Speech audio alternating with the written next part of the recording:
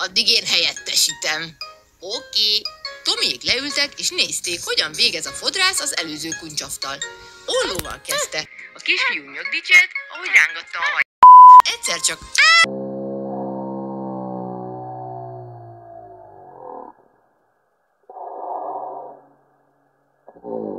a fülébe. Aj, ne kényeskedj már, amúgy járt. Aztán elővette a hajnyírót, és pár mozdulattal végzett. Végül a hajszárítóval zöbbenült egy sort, és már kész is volt. De amikor a fiú megfordult,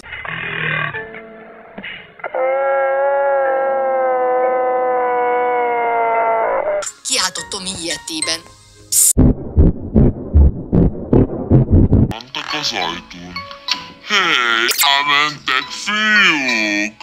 Csak rohantak, míg haza nem értek. Megúzták, de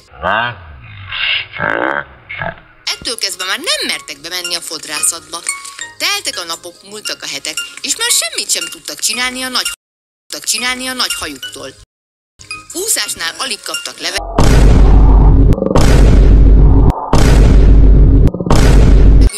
Tomi mindig elesett, látta, mi van a lába előtt. Teljesen kifogytak a